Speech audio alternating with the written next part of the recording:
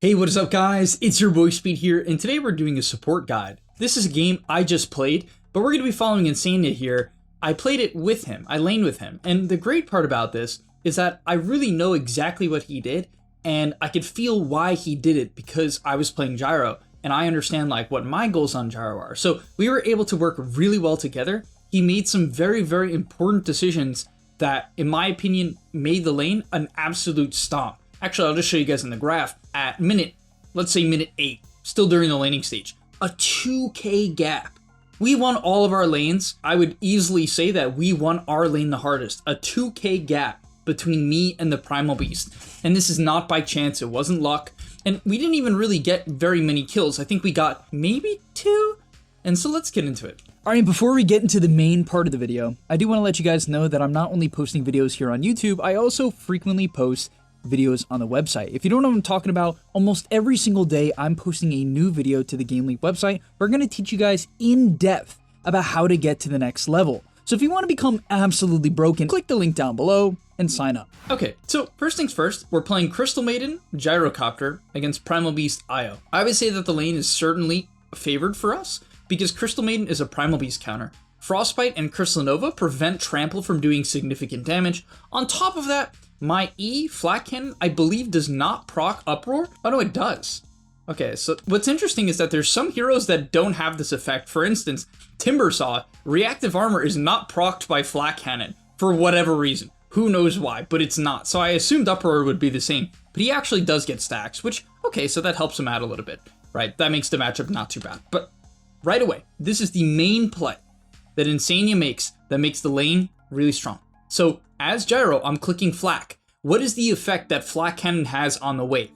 Very simple. It pushes the wave. Now, why am I intentionally pushing the wave? I'm intentionally pushing the wave because number one, Flak does damage. It makes it very easy for me to play the lane because I push in the wave, he has to take the creeps, I kill the range creep immediately, I do a bunch of damage. Flak is very good at level 1. It's good at stabilizing the lane.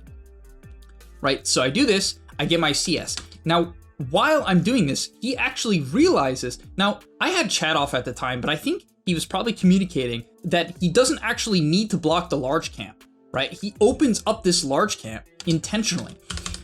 Why would he do that? Because if we're pushing in the lane constantly with Flat Cannon and Crystal Nova, two of the hardest wave shove abilities in the game, we actually want the side pull to pull the lane back. It's more likely that we'll be playing here rather than here, the standard lane position. So you see how important this is and see how quick he was? To be fair, he shouldn't have blocked the camp in the first place, but it was really good recognition of how the lane would play out. And now as a result, we have the large camp open and he immediately tries to pull it. Now, unfortunately, these creeps kind of got in the way. I probably could have aggroed them away to make this pull happen. I don't think it's the end of the world per se, but it's fine, right? We're going to continue to push in the lane and eventually we will get the pull off. So he's just zoning them under tower, being annoying. This is how it goes because like Flat Cannon literally destroys Io. It hurts the Primal Beast. It just makes it really, really easy to trade. Then I go for, I pull the lane back here and now the large camp seems a little weird, right? Because they have the large camp, but it's okay because I'm going to push the wave in again, right? So I will be clicking Flak shortly. There I go. Gonna click it, harass out the enemy, get the CS, push in the wave. And so immediately now the large camp will look good again. We will want access to this camp. But going back to Insania, what is he doing now? We push in the wave with Flak, minute 40, and this decision is really important too.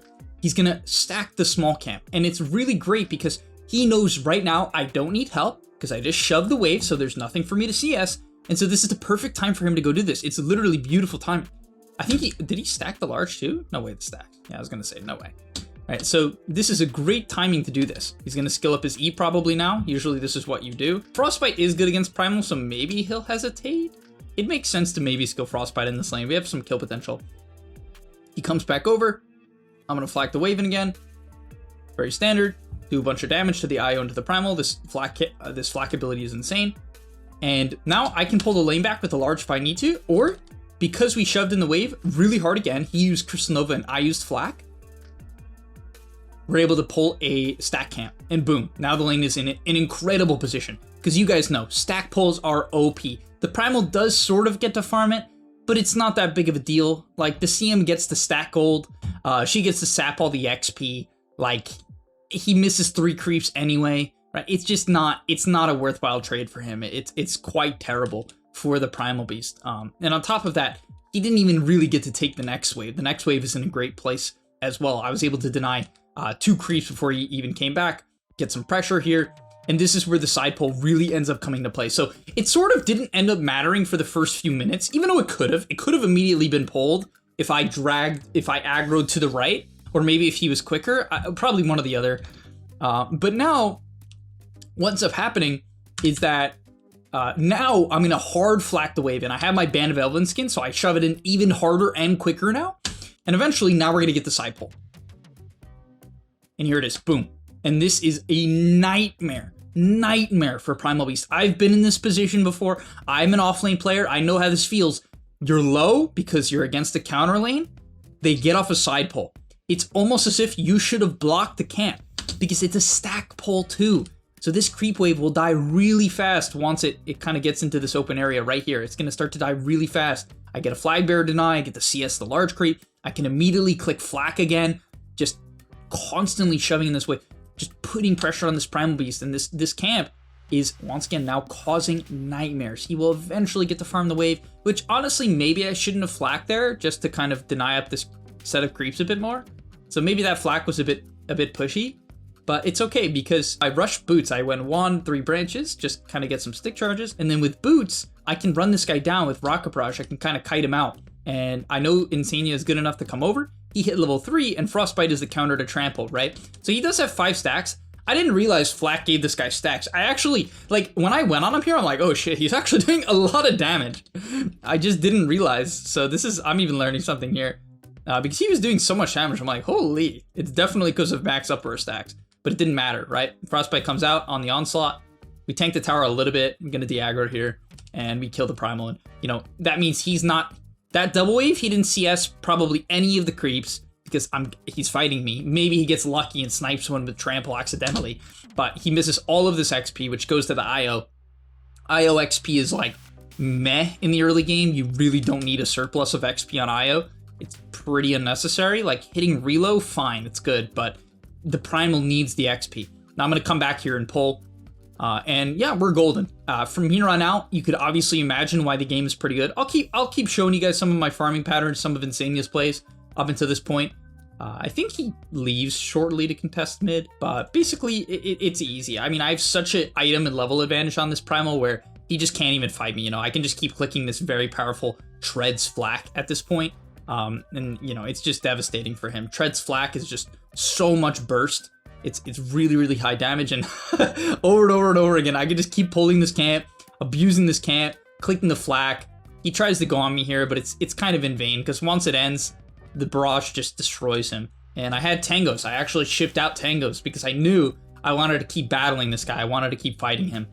So I actually do have tangos in case he was to try something like that. And yeah, that's why Dota's all the snowball. Then Insania pulls again, and the pulls have been a nightmare. But this is why Gyro Carry can be really, really OP. It doesn't necessarily scale into the late game. That's the issue with the hero. But the laning stage, if well understood, is devastating because you make pulling really easy. The enemy side pull is not a threat. In fact, you use it to your own advantage. Your pull becomes super advantageous because the enemy is low and your support has nothing to do because you've killed the wave. So they can just go pull over and over again. And Insania can just pull, stack, pull, right? Over and over and over again. And now I think we're coming up on our neutral item. I think I get Spark of Courage. At this point, I'm not too worried about zoning him at this point. I'm also afraid of like a level 6 Lesh coming to gank me. I guess I am being annoying. Oh yeah, they went on me here. Come on, I'm level 6. Come on, there's no way they thought this was gonna work. Hit him with the Afui, of course. Gotta hit him with the Afui. It's wraps, it's wraps. We get the Spark of Courage. Usually I would take a regen item like Safety Bubble or Seeds, but I didn't get either one. So I decided to go Mask of Madness, which I'm really experimenting with Gyro. I personally think Gyro is a very broken Dota hero, conceptually.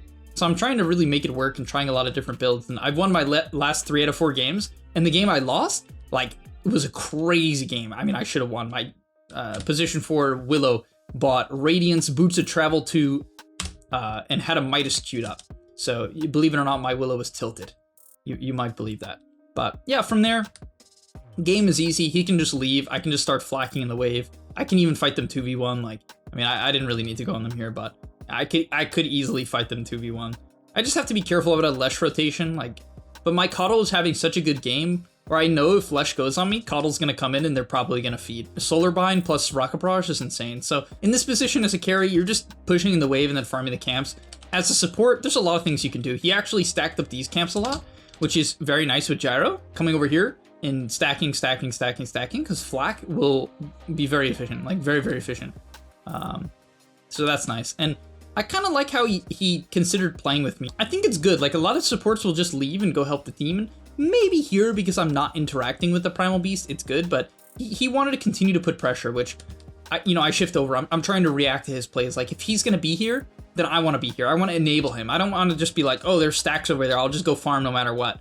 I'd rather, like, come over, help out, get the damage done, and we end up killing the Primal Beast here. So, really, really great, right? Super great rotation from the Coddle, good positioning from Insania, and I think eventually I'll take the stack. Does he try to stack it again? I think he was getting impatient because he was pinging me to take it, but like, I don't know, I was just like doing shit, Sometimes you're just doing shit. I was doing shit. So I couldn't go take it, but it is what it is. Then he's gonna rotate through. At this point, I don't need help. He takes the portal, which is always great. If your team is fighting mid, you can just walk or TV to mid. If your team is fighting in this area, it's much faster and much safer to hit the portal. So great movement through the portal. Very quick, very fast gameplay. And it's easy peasy. Easy peasy. 10k lead, minute 11. I mean, to be fair, my Coddle had a great game. My Bristle was owning too. I mean, this was like the hardest stomp I played in a while, but obviously that's completely irrelevant to the laning stage, right? The Bristleback and Coddle winning their lanes did not cause me to have a 2k lead at minute 8. Sure, the 3k lead at minute 12 has something to do with it, but thank you guys so much for watching. Hopefully you enjoyed. This video was a bit different, and let me know if you guys like the structure. I know it's kind of random in like the way I did it, or it could feel very random, but I hope you can see like why I would want to bounce between the perspective of the carry and the support, because in order to be good at either, you have to understand both. He picked CM immediately when he saw me pick Gyro. I just first picked Gyro because I think it has like in terms of the laning stage, it has like no counters, and it's just a very hard to counter hero, so I have no problem first picking it in pubs. I just don't care. And so he just picked CM, and he understands how we function. Like the CM Gyro lane, it just fights well, pushes in the wave together, and then pulls it back. And we were able to find that balance and really work well together. So I thought this would be a great replay to share with you guys, so you can take some lessons out of it. Okay, thank you so much for watching. I'll see you in the next one, and I'm out. And that's all, but remember, before you leave, before you tune out, subscribe to the GameLeap website, where we are going to help you get to the next rank. If you're stuck, click the link down below, and I'm out. Peace.